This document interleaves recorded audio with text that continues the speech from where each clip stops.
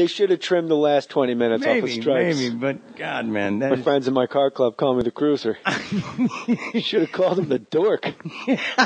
I got my ass kicked in Milwaukee. I love that line, man. So what movies were you in between? Give us when you thought, when it was kind of about your craft for a little while. What movies are we talking about? I did before Platoon, I actually did a little cameo, I'm sure you know, in Ferris Bueller's, you know? Yeah. And there was something about that. I remember doing it and all the choices being what I saw on screen. Does that make sense to you? Yes. Instead of being totally surprised by stuff that I was in a blackout for. Not a blackout by drugs, but a blackout by nerves. Yeah. People got to understand, like, at this level, there's things that you can go through you do not remember because of the adrenaline, the excitement, the pressure. You're walking off stage doing stand-up. There's 10 minutes that you say that are gone. Yeah, that you just made up. I mean, when you had Jeff Ross on your tour, and Jeff Ross is pulling people out of the audience and roasting them, he doesn't remember what the hell he said. No. But I guarantee you it was brilliant. Yeah, it was brilliant. But it's gone. He said, it's gone. He brings people on. Did FEMA dress you? I love that line. Did FEMA dress you? Wow. With his crazy Walter. Brilliant man. Yeah, for a Walter Matthau impersonator. Wow, he looks like him. You're right. I love Jeff. He's one of my oldest friends, actually. He's the best. Wow, good for you. So in Ferris Bueller, when you're looking at, and I went, okay, you know, there's a choice I made, and that kind of works. And then, I got to tell you, man, the late great John Hughes. I only worked with him for one day, and it was one of the best days I've ever had on a movie set. I was 3 hours late, dude. 3 hours late. I had to leave. I stayed in my mom's apartment in Santa Monica. I was 19 years old, and I knew the guy was supposed to be tired and drug addict because I think his name was like Garth Volbeck or something, right? Isn't that the credits? I think Sergeant Hulka. Yeah, Hulka. But check that for me. All right. And so I did that mistake, that rookie freaking mistake of going to sleep at like 4 a.m. to get up at 5. Woke up at 8. Had to go down to Long Beach. Still driving myself back then, obviously. But Jennifer Grey, who I knew from Red Dawn, got me the part, right? And she's in front of my trailer, man, OTR, out of her mind, like this little 5-foot bulldog. You've ruined the movie. What's wrong with you? I put you up to this great director, and you show up to us. I'm like, hey, man, everything's cool, you know? Jammed her a little while later, but we'll get back to that. And one of the best of all time. Really? One of the best of all time, yeah. And so, wow. I come on the set. Whoever would have thought that? I come on the set, and John Hughes says, hey, man, good to see you. You know what? You're late, whatever, it's all good. You're here now, let's start. You're here now, let's start. And that's, it's very Buddhist. It's way Buddhist, but it's totally practical. Yeah. Let me waste another 88 minutes telling you what a turd you are for being late and make you later. John Hughes is one of those guys I've never heard anyone say. You can't. Not something bad. I've never heard anyone not go 15 out of 10. Like he's a 15-star person on a 10-star scale. He apparently was one of the true greatest. Like people talk about Will Rogers and shit. Apparently, John Hughes was epic. Epic. Yeah. How do you follow Platoon with Grizzly 2, the concert? Did you think you would never work again? No, Grizzly 2 was my first movie, actually. It came out after Platoon. Oh, okay. I don't think it ever came out, did it? All right. Well, it's on your IMDb page. Grizzly 2, the concert, where a pack of wild grizzly bears attack people during a live concert. Okay, so I didn't even get to that part in the script. Here's what I do know. Hey, but you're here now. Let's read it. Yes. Okay, I guess I'll play me. You want to do the bear? Yeah. Good. No, I flew to Budapest. It was my first job. I just turned 18, and I was with George Clooney and Laura Dern. Before they were George Clooney and Laura Dern, you know. And, still fun. Yeah, and we were there for 3 weeks and only worked 2 nights. Apparently Budapest now is like the most bitchin' place in the world, right? Yeah. Back then, not so much. I remember walking around like in the dark streets of Budapest behind the Iron Curtain looking for like a chicken leg, something, anything, a piece of bread from literally like 10 o'clock at night till 4 in the morning. Nothing.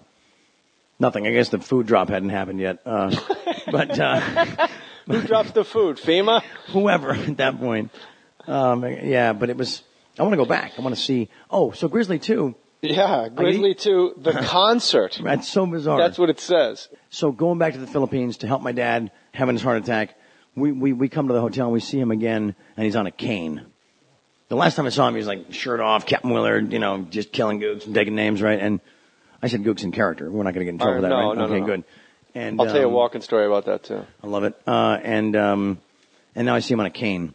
So his therapy, his physical therapy became throwing the baseball with me.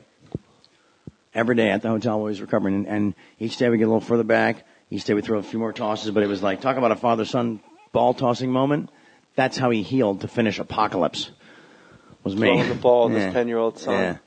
Trip, right? Yeah, it's trippy in so many different ways, obviously for the historical movie history of it all and the dynamic of a two-generation star duo of Martin Sheen and Charlie Sheen, but also, that hits me on like a lot of different levels. I'll think of them on the way home, something way more interesting to say, because you actually, the baseball healed your father with his son. Yeah. Yeah, I know. Good shit, right? That's so rad. I know. It's deep. Yeah. Don't give me obvious answers. Okay. Who are your favorite actors? Right now? Or all time, or ones but not the obvious. We're all going to go Pacino and De Niro and Meryl Streep. Okay, I'm 9 years old. I'm at Sophia Loren's house. Carlo Ponte's her husband. And we're like Italy, the film I mentioned, Cassandra Crossing. She invites us on a Sunday over to watch this movie directed by Lumet that hasn't come out in the States yet called Dog Day Afternoon. At 9 years old, in a private screening room with Sophia Loren, my dad, Richard Harris, Ava Gardner, O.J. Simpson, keep going, right? This is my childhood. The juice was loose. This is my childhood. And people are like, well, no wonder he's drunk. So, and I watched this movie and I'm thinking, I want to do that. I want to do what Al just did. Somehow, some way. Okay, we're Vietnam veterans, so killing don't mean nothing to us. Any W, we play all the hits. You got a boss, why am I talking to you? When did his voice change? I think it's heat. It is heat. You're right. He starts way up here. You know? All right. What's this under the desk? A squirrel? A squirrel? Who else has to go to the bath? Attica! Put the gun down! I love it. What's and the then line? right around heat. Oh, yeah. He's like Big Daddy on Cat on a Hot Tin Roof. You're right. Yeah. God is an absentee landlord, Kevin. Oh, sure. Wow, that's good. It's weird that his voice... Was Heat before Scent of a Woman? I think so. Okay. But I thought... Grizzly 2, the concert was after Platoon. It happens. What the fuck do I know? It happens. IMDb is sort of like Wikipedia anyway, and people just guessing. A great quote I wanted to run by you, and I thought you would dig this. Mother Teresa said, in the end, it was between you and God. It was never about them anyway. Wow. Are you religious at all? None. I'm a total atheist. Atheist or agnostic? Used to be agnostic, went full atheism. Went full atheism? Well, here's how I look at it, right? I look at nature as like the ruling factor. Yeah. The day I can produce a seed from scratch and grow a perfect rose, I can compete with all this. Until then, I got nothing. So I'm not like running the universe, but I respect it. But you're running your universe. Well, most of the time. If you want to take baby steps into that, if you want to take baby steps into this fucking Carl Sagan discussion we're about to have. Wow. I mean, you have how many kids you got? 5. All right. Yeah. And how many women are on the payroll for having sex with you?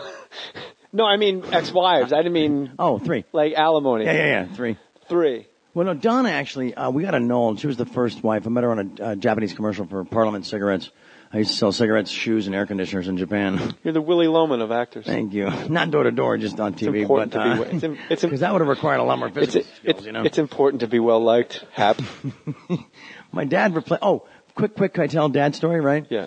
Dad replaced him in Apocalypse, obviously, right? Then replaces him on Broadway in Death of a Salesman, right?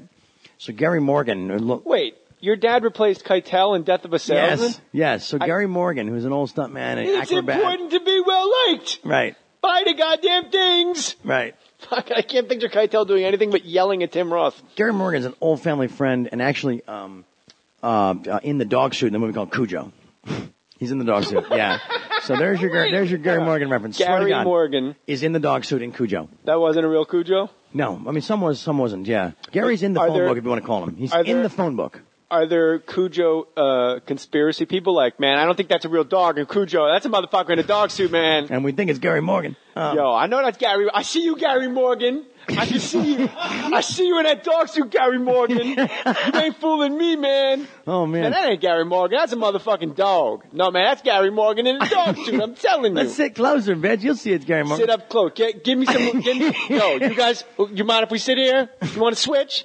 So Gary, greeting Dad back from the Philippines, I swear to you, has a big sign. You'll want to put this on the air. Has a big sign that says, "Welcome home, Harvey," is crossed out, and underneath written Martin. How good is that? That's fucking great. That's Gary Morgan. Boom. How do you get a job wearing a dog suit if it's not in the FX show Willard? which is also the home of your sitcom Anger Management, which just got picked up for 90 more episodes? I don't think it did. People are telling me this, but I haven't. I read it this morning on the interweb, and I believe everything I read on the internet. Well, as you should. My wife's face has been completely reconstructed with fat from her ass. She's ruined her face with plastic surgery, Charlie. And that's on the internet?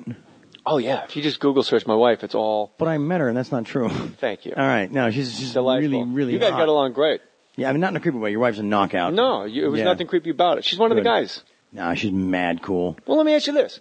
I'm married to a woman who, well, I know her dad listens to this, but I mean, we're married and we're grown-ups. But like, my wife is sort of like the guy in the relationship. My wife has sex every day. Wow. Usually with me. Okay. No.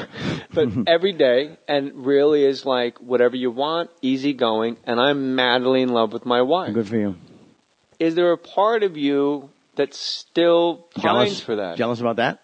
Big time. I wasn't going to use the word jealous at all, because I don't strike you as a guy with jealousy in you. A guy who's, you said you would use the word pines for that?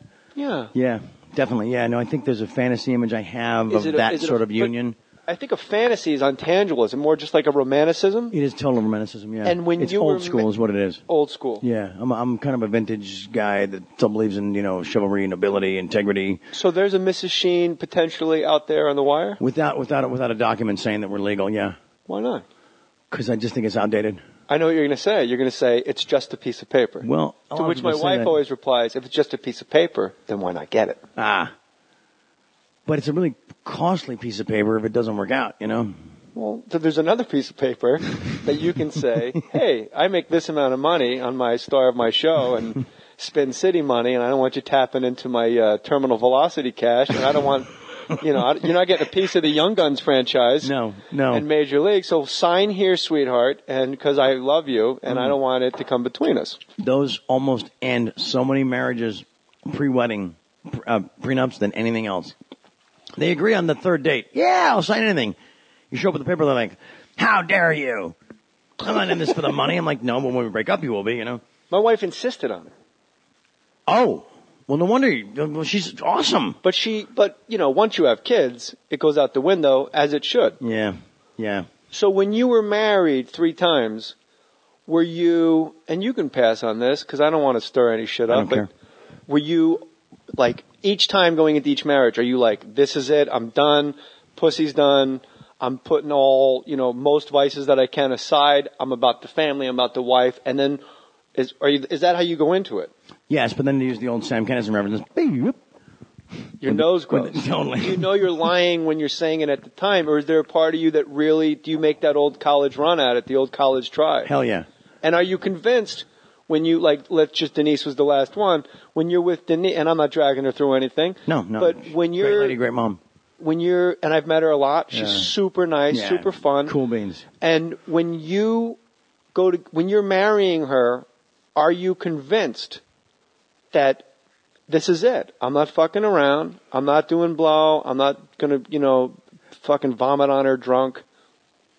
Or sober. Well, you can't help it. She's so hot, isn't she? Sure. Jesus. If you like girls. Yeah, thank you. For about a year, I know I can maintain that facade. But do you know it? Because I just know who I am.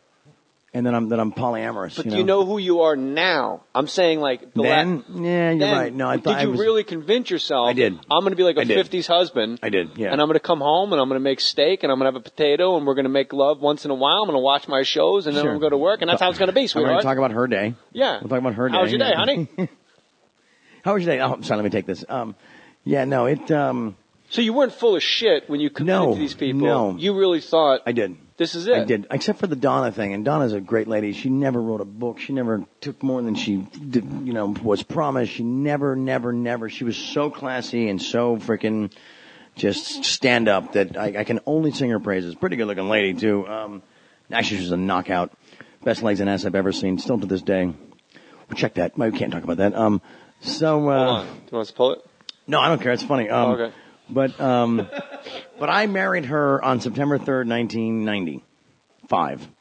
My 30th birthday, so I wouldn't forget the anniversary. Smart. How about that, right? No, that's smart. Virgos, And so, Didn't work out. We annulled actually on the plane ride coming back from the honeymoon, which I spent in the wine country in the Medoc region, looking at all the various, chateaus and that whole French little, plot of genius. You been there? No. It's the greatest place in the world. I want to now. It's the second greatest place in the world. Amsterdam's first. Actually, you know what? I sort of brought Amsterdam to Sherman Oaks, so what the hell, man? It's a toss-up at this point, I like Laguna. I'm fine just in Orange County. Boom, I know. The Montage, boom, I'm in. Yeah, no, it's nice down there. What is it about, it's easy to say like, well, that's just my personality. I like to get laid all the time and I like to do all that. But yet you romanticize being with someone and being celibate. No, not celibate, monogamous. That was the wrong word.